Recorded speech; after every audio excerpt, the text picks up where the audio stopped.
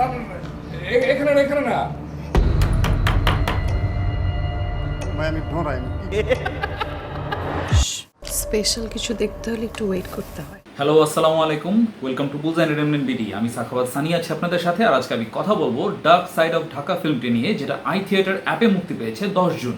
ঢাকা শহরের অন্ধকার কিছু দিক নিয়ে নির্মিত এই অ্যান্থোলজি সিনেমাটার পরিচালনায় ছিলেন রায়হান রাফি ও সিমিত রায় অন্তর। সিনেমার বিভিন্ন চরিত্রে অভিনয় করেছেন রাশেদ মামুন অপু, মনোজ প্রামাণিক, নাজিফা তুষি, তমা মির্জা, শরফ আহমেদ জীবন, সামিয়া অথই, খায়রুল বাশার সহ আরো অনেকে। এই সিনেমায় রয়েছে মোট 5টি ছোট গল্প, যেগুলোর নাম যথাক্রমে আয়না বিবির পালা, পালাবি কোথায়, গোলাপি এখন ঢাকায়, অমানুষ ও বন্ধু আমার। এই 5টি গল্পেই আমাদের এই ঢাকা শহরে প্রতিনিয়ত ঘটে যাওয়া বিভিন্ন অপরাধ ও অপরাধীদের কথা তুলে ধরা হয়েছে, এবং এই সবকটি গল্পকেই কোনো না কোনো ভাবে কানেক্টেড দেখানো হয়েছে। অ্যান্থোলজি সিনেমার কনসেপ্টটা বহির্বিশ্বে খুব প্রচলিত এবং কমন একটা ব্যাপার হলেও আমাদের দেশে অ্যান্থোলজি সিনেমা খুব বেশি নির্মিত হয়নি। একদম হাতে গোনা দু একটা।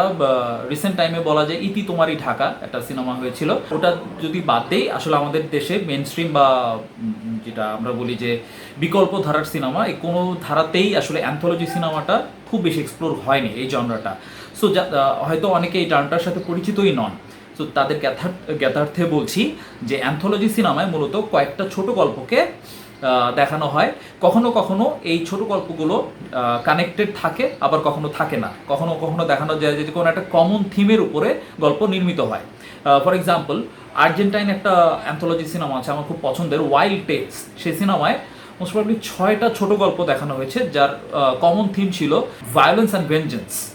এই কমন থিমের উপরে 6টা গল্প, কোনোটার সাথে কোনোটার কানেকশন নাই। আবার রিসেন্ট টাইমে গত বছর হিন্দি একটা সিনেমা বের হয়েছিল লুডো, যেখানে 4টা আলাদা আলাদা গল্প ইন্টারলিঙ্কড দেখানো হয়েছে, এবং সবকটাকেই কোনো না কোনোভাবে একশোদায় গাঁথা হয়েছে। তো আমার কাছে পার্সোনালি সেকেন্ড যে ধরনটা, যেটার মধ্যে স্টোরিগুলো ওভারল্যাপ করে, সেই ধরনের গল্প মানে অ্যান্থোলজি গল্প একটু বেশি ইন্টারেস্টিং মনে হয়। ডার্ক সাইড অফ ঢাকা এই সিনেমাটাতে মানে সেকেন্ড ফরম্যাটটা যেটা আমি বললাম, যে কয়েকটা গল্প যে একটা ইন্টারকানেক্টেড হিসেবে দেখানো হয়, সেভাবে দেখানো হয়েছে। আমার কাছে পার্সোনালি এটা অনেক বেশি ইন্টারেস্টিং মনে হয়।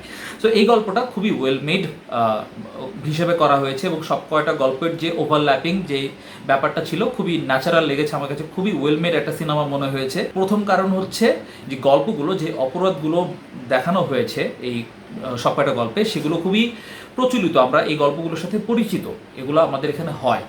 তো এই একটা ব্যাপার ছিল, এবং যেই স্টাইলে ন্যারেটিভগুলো দেখানো হয়েছে সেগুলো যথেষ্ট এঙ্গেজিং ছিল। ফর এক্সাম্পল, এখানে রায়হান রাফি জানোয়ার সিনেমাটাতেও এই জিনিসটা ইউজ করেছিলেন, এবং এখানেও সেটার কন্টিনিউশন দেখা গেল। সেটা হচ্ছে লং টেকস, যে বেশ কিছু সিকোয়েন্সে দেখা যাচ্ছে এক টেকেই সিকোয়েন্স অনেক দূর কভার করা হচ্ছে, যার কারণে ওই এঙ্গেজমেন্ট ব্যাপারটা খুব বেশি ছিল। প্লাস অভিনয় শিল্পী যারা এখানে অভিনয় করেছেন, এটা তো রায়হান রাফির একটা স্পেশালিটি যে তিনি সবসময় যে এলিস্টেড যারা অভিনয় শিল্পী থাকে তাদেরই কাজ করেন সেরকম না, যে বাট যারা অভিনয় নির্ভর কিছু শিল্পী থাকে, যাদেরকে হয়তো আমরা ওভাবে চিনি না, ওরকম নামে চিনি না, এরকম অনেক ভালো ভালো সম্ভাবনাময় অভিনয় শিল্পীদের তিনি তার ফিকশনের সুযোগ দেন তাদের অভিনয় প্রতিভা তুলে ধরার। তো এখানেও এরকম অনেক শিল্পীর কাজ এখানে ছিল, সমন্বয় ছিল, যাদের প্রত্যেকের কাছ থেকে তিনি অলমোস্ট তাদের বেস্টটা আদায় করে নিতে পেরেছেন। ফর এক্সাম্পল, আমি যদি কয়েকজন পার্টিকুলারলি বলতে চাই, প্রথম যে গল্পটা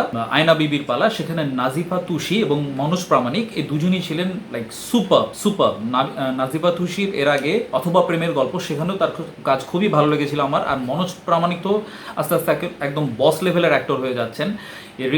এই যে লাস্ট যে ঈদটা গেল, সেখানে লাবণী নামের একটা ফিকশন, আই হোপ আপনাদের অনেকে দেখা হয়েছে, যেটা আমার কাছে এই ঈদের বেস্ট ফিকশন মনে হয়েছে। তো সেখানেও হি ওয়াজ ব্রিলিয়ান্ট। এখানেও তার যে চরিত্রটা যেভাবে ছিল, তিনি একদম এক্স্যাক্টলি মানে পারফেক্টলি পোর্ট্রে করেছেন। নাজিফা তুষি তো বললামই, খুবই দারুণ ছিলেন। এরপর তমা মির্জার এরকম পারফরমেন্স আমি তো অন্তত এর আগে কখনো দেখি নাই। এখানে শি ওয়াজ অ্যাবসোলুটলি ব্রিলিয়ান্ট, খুবই ভালো ছিল তার কাজটা এখানে। এছাড়া বলতে রাশেদ মামুনের উপর কথা আর নতুন করে কিছু বলবো না, তার কাজ নিয়ে সবসময় বলতে আসলে I am running out of adjectives. He was obviously as expected, he gave his, এটা তার বেস্টও বলবো না, বাট লাইক যতটুকু তাকে দেওয়া হয়েছে হি ওয়াজ সুপার। খায়রুল বাশার যে একটা চরিত্রে ছিলেন, সেখানেও তার খায়রুল বাশারও খুব ভালো ভালো কাজ করেন। চরের মাস্টার যে ফিকশন ঈদে এসেছিল, সেখানেও তার কাজ খুবই দুর্দান্ত ছিল, এখানেও তার কাজ খুবই ভালো লেগেছে।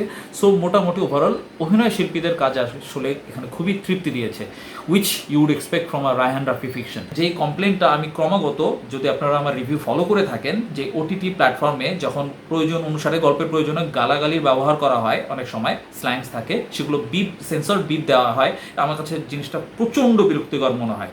সো থ্যাঙ্কফুলি এই সিনেমায় সেটা করা হয়নি, যে জন্য মানে যে সিনগুলোর রনেসটা অনেক ইম্প্যাক্টফুল ছিল, আমার কাছে অন্তত সেরকমই লেগেছে। যদিও এক্সপেক্টেডলি অনেকের কাছে এটা হয়তো ভালো লাগবে না, এটা জানা কথা, but I respect that approach, যে নির্মাতা এটাকে যেভাবে তিনি দেখাতে চেয়েছেন সেভাবেই রেখেছেন। কেউ যদি এখন বলেন যে এই কন্টেন্ট ফ্যামিলির সাথে দেখা যায় না, ভাই আমি বলবো যে আই থিয়েটার অ্যাপ এখনও পর্যন্ত এটার পিসি ভার্সনই নাই আমার জানা মতে।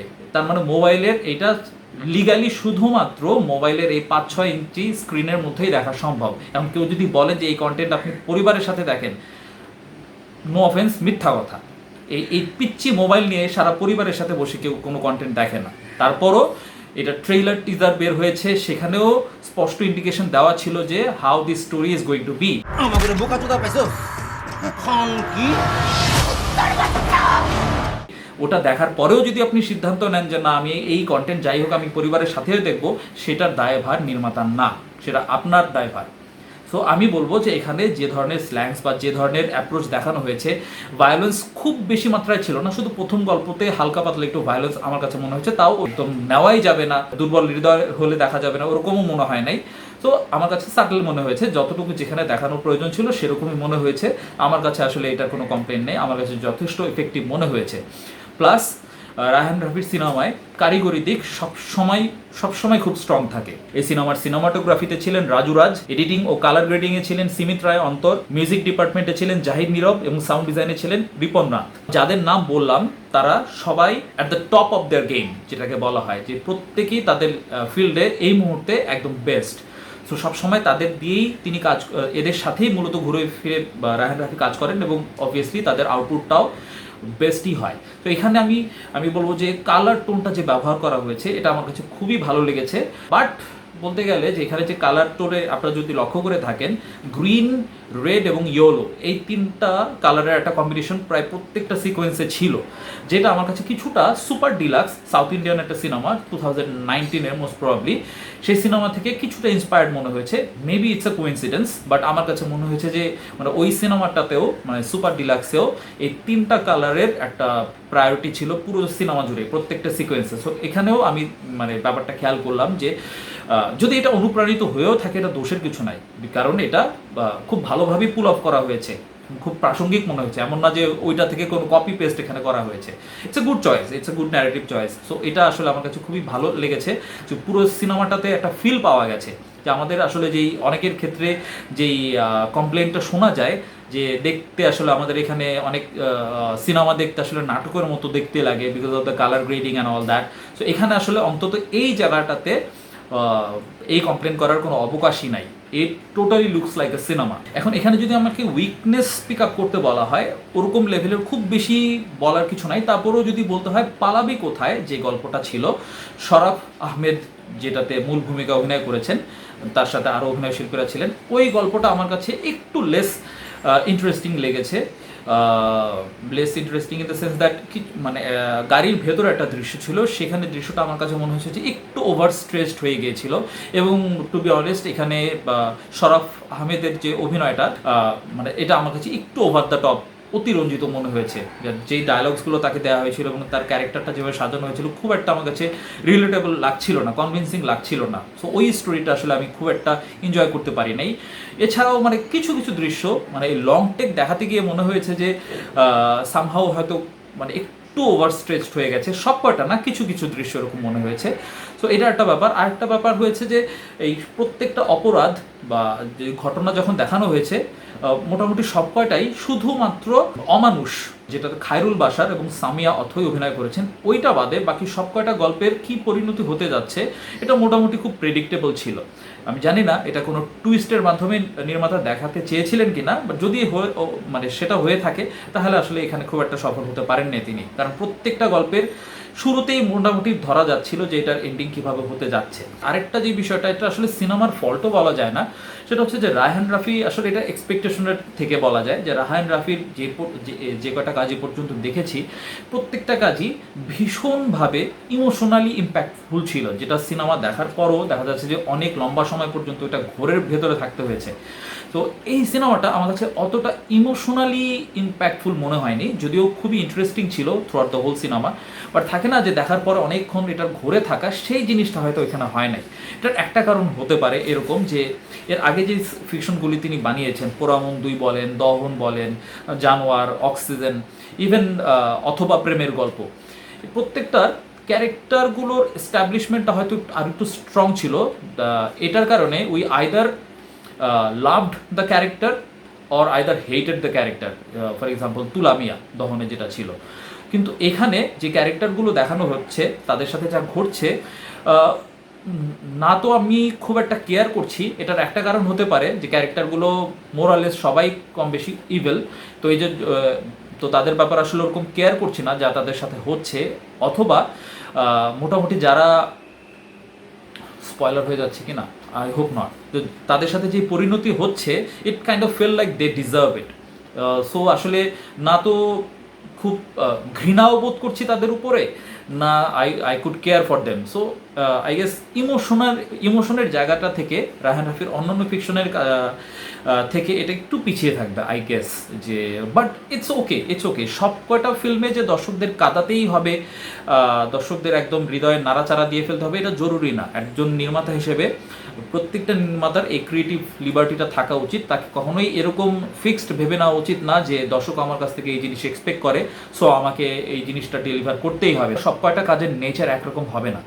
But it was a very good experiment যে অ্যান্থোলজি জনরায় এরকম আমি বলবো যে সবচেয়ে উল্লেখযোগ্য কাজ আই থিঙ্ক এটা হয়ে থাকবে, যে ভবিষ্যতে যারা করবেন তারা এটাকে একটা মাইল ফলক হিসেবে ধরে রাখতে পারেন। কি করবি এখন? বস্তা করে ফেলাই দেই।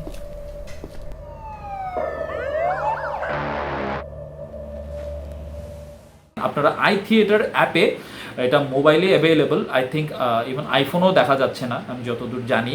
সো অ্যান্ড্রয়েড ভার্সনে এটা অ্যাভেলেবল। আই হোপ তারা সবকটা ভার্সন সবকটা জায়গায় এটা অ্যাভেলেবল করুক, কারণ মানে পিসি ভার্সন নেই, টিভিতে দেখা যায় না, আসলে এই যুগে এসে এটা আসলে খুবই ডিসঅ্যাপয়েন্টিং। তো আই থিয়েটার ফাইনালি একটা সব কিছু ইনস্পায়ার অফ দ্যাট ফাইনালি একটা ভালো একটা কাজ উপহার দিল, কারণ আই থিয়েটারে এ পর্যন্ত এর আগে যে 3টা কাজ দেখেছি প্রত্যেকটাই খুবই ডিসঅ্যাপয়েন্টিং ছিল। নবাব এলএলবি তাও মানা যায়, বাট এরপরে মেকআপ আর কষাই আমার কাছে একদমই পোষায় নাই। সো এই কাজটা আসলে দেখে অন্তত একটা তৃপ্তির ঢেকুর তুলতে পারলাম। সো হোপফুলি তারা সামনে আরও ভালো ভালো কাজ উপহার দেবে, আর রায়হান রাফিকে তো বেস্ট অফ লাক রইলই, তার পরবর্তী কাজগুলো যাতে খুব তাড়াতাড়ি মুক্তি পায়, যদিও এটা তার হাতে নাই।